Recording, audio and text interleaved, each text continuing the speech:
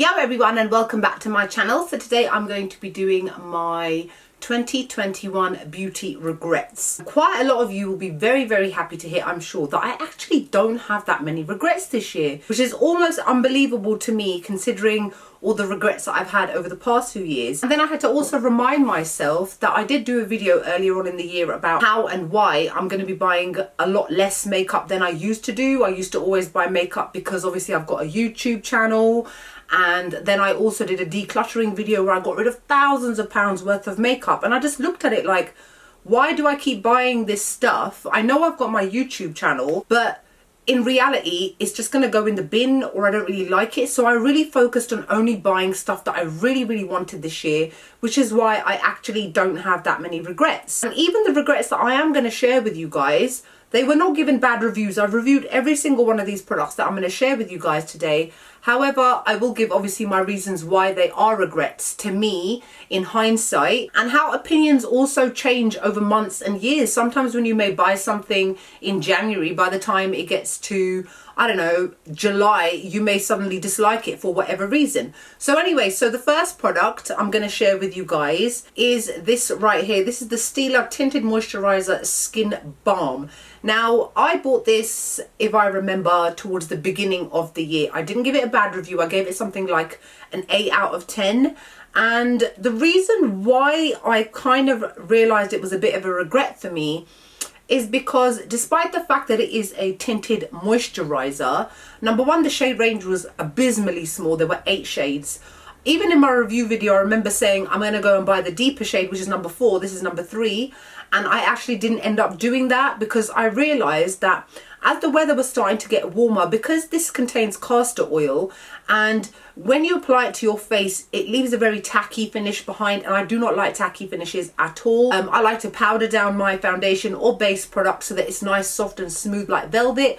And also when your skin is tacky, you will find that when you apply powder blush or powder contour or even highlighter, it can get bunchy in areas, it can go patchy, and it just does not apply very smoothly. And what I found was, as the weather got warmer, despite the fact that I applied so much powder to my face, it still remained really tacky, and I just got shiny a lot quicker than was necessary. Now, I've got normal combination skin, but I've got an amazing skincare routine. I really do control the oils that come out, the sebum that comes out in my skin these days. So even that aside, I was still getting really oily in using this. And that's why it's kind of a regret for me, in that it's just not a year-round kind of product. And I need something that will work well for me in all different seasons of the year. Also, the fact that because this is like a cream kind of product, there is still quite a big dent in it. For the price, which is 20 odd, between 20 to 30 pounds, Stila is not a cheap brand by any means. For a lot of people, you'll find that you will go through this really quickly. Is it really worth the money? I would say no. I also don't find it to be stretchable in terms of shades. When I apply this in the first instance, my skin appears to look a lot more luminous and a lot more even. Then when I try to build it up slightly just to get a little bit of extra coverage in my more problematic areas, the pigment builds up and then it becomes very obvious that it is not the right shade. When you've only got a range that contains 8 shades, that kind of cuts off so many people. So I also don't find that this range is universally representative for a lot of people. Sticking to Stila, we've got one of their Stay All Day liquid lipsticks, Quelle Surprise, because I do love Stila Stay All Day liquid lipsticks. They are one of the best liquid lipsticks on the market, and one of the first kind of brands that actually came out with liquid lipsticks as well. So this one was part of their spring collection. There were 3 shades that came out, and this one is in the shade Bellezza. Now, you can see just by me holding it up against my skin, you can see that the colour is very pale. And I did mention this in the review video as well, that despite the fact that this is thick and opaque, once it dries down, it really does accentuate the lines on the lips too much. Now, for example, I've got a liquid lipstick on right now. This is Fenty Beauty's Stunner one, the original red one.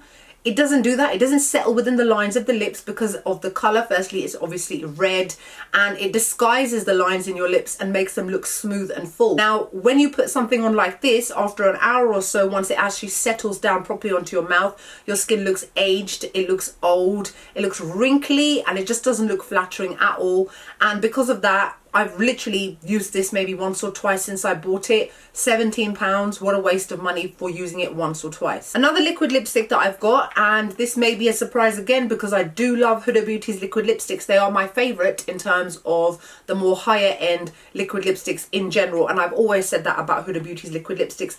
This was one of the limited edition ones that came out from Harrods, I think it was. Oh yeah, because inside the box you can see the design of Harrods, which for those of you that don't know is an upmarket department store based in Knightsbridge in London. It's very, very popular with all the rich people, not me. And Huda Beauty teamed up with somebody from Selfridges, which is another high-end department store in the UK, as well as a makeup artist, I think based on the Huda Beauty counters in Harrods as well. And the Harrods one came up with this shade, which is called Queen of Sheba. Now again, it's very similar to the comments that I've got about the Stila one. The colour is like a nice nudie sort of colour. I've literally barely used it. There's nothing even around the edges to show how little I've used this.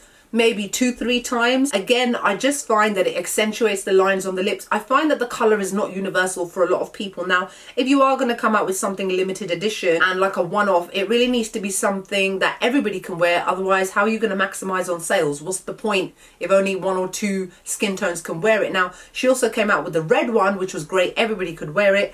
But this one, this nudie pinky sort of colour, even for my skin tone, and my skin tone is on the light medium side. I mean, look at me right now. This is winter skin tone. My skin, like, I need a tan, man. And even for me, I just found that this just did not flatter me at all. It just looked aged. It looked cracked around the lips. And even though it actually applies really nicely and it doesn't feather or wear away badly, it's just that it doesn't look flattering on my lips. The lines of my lips are accentuated. It bunches up in those areas of the line. So it almost pulls up. So you can see lines of darker bits as well as the lighter bits of the lipstick. And who wants to look like a zebra? All right, now the last thing I'm going to share with you guys, I did say it was a small video, didn't I? I wasn't lying. Is actually these 4 lipsticks by Charlotte Tilbury. These are the Happy Kiss lipsticks. I think that's what it was called. I can't read what it says on here. Is my eyesight going? Happy Peach, Romance Kiss, Happy Love, as well as Happy Coral. Now, I did mention in the video that these are supposed to be like a balm lipstick gloss kind of mix. It gives that really high shine, gorgeous finish, and I'm not even going to be able to share this or show it to you guys properly, and I couldn't even in the review video. Number one major problem is, come on, these are expensive. Look at this cheap looking packaging, cheap. And then on top of that, when you wind it up, you'll hear it click. Alright, so let's say you've wound it up quite a bit so you can get like a decent amount of coverage as well as control. Cannot wind it back down. Once it goes up, it stays up. That's ridiculous. And that has resulted in all this mess that you can see around the lid area. They're all like that. Look at that mess all the way around it. You can't keep it clean. Same, look at this one. I mean, the colors themselves are absolutely gorgeous. I love the shades. The way that it actually looks on the lips as well, in the first instance, stunning. Your lips look full, they look glossy, they moisturize the lips, they look amazing. Give it about 20 minutes, it's on your chin, it's on your nose, it's on the sides of your mouth, it's on your hands, it's on your cup, it's on your mug. The glossiness pretty much wears off within the first 10 to 20 minutes. Leaves behind like a stainy kind of look, but either that can bleed, feather, move around, it comes off, you have to constantly reapply, constantly reapply, constantly reapply. And who's got the money to be doing that? Because Charlotte Tilbury is not a cheap brand by any means. Sometimes I find that when brands try to combine things like a lip balm with a lipstick, with a lip gloss, and you can't always get it right, it should be one or the other. I actually really like glossy lipsticks, but this is like a glossy times 100. It's just too much. It gets all over your teeth as well. It makes such a mess. Forget about giving anybody a kiss on the cheek. It'll literally go all over the, it's just not, no. So I've hardly again used these. I've used these now and then, but the faff, the mess, the annoying bit of it trying to get stuck inside the lid because you can't wind it back down, it's too much of an annoyance for me to consider even repurchasing these, let alone using them ever again. Sorry, I forgot I actually did have one more thing to share with you guys. This is hated. This got a negative review. This is the Glowish by Huda Beauty Luminous Pressed Powder Compact. My shade is number 3 Light. I hate it. I hate it. I mentioned it in my review video. It's awful. It makes your skin look aged. It accentuates texture. It creates extra texture. It makes your skin look like a clementine, an orange, or the moon. Whichever way you want to look at it, it just looks awful. It doesn't sit nicely on the skin. It actually makes your skin look overly shiny. It's got shimmery particles in it. Now I know it's called obviously Luminous pressed powder. To me, Luminous is like glowy, healthy kind of look to the skin. Not shiny, not aged looking, not making your skin look 100 times worse. I have used this once or twice and I have not touched it since I did the review. I absolutely hate this product. I think it's absolutely awful. I would not recommend it to anybody. Even those of you that have got perfect skin, ugh, just don't use it. It's just, and it's a shame because even though this is a new brand, the majority of the products from the Glowish range are absolutely excellent. I love the blushes. I'm actually wearing one of the blushes right now. It's a peach shade, absolutely love it. The Glowish skin tint as well, absolutely gorgeous. The bronzers, again, amazing. This is just a major letdown and I hate it. It's rubbish. So that's it for my 2021 beauty regrets. Like I said, I'm sorry there wasn't loads and loads of things, but I suppose that goes to show that when I do my favorites videos, I'm literally recommending you the things that I believe to be the best, and I'm not actually wasting money in buying rubbish things that have come out this year and just bought them for the sake of the fact that they've just launched. I just genuinely want to share only the best kind of things with you guys, and I'm glad to see that even though I've wasted some money, it wasn't a massive amount like I have done in previous years. And again, pat on the back, well done, Charlena. Yeah. So that's it for my video. I hope you guys enjoyed. Like, comment, make sure you subscribe to my channel, and I'll see you all soon. Bye.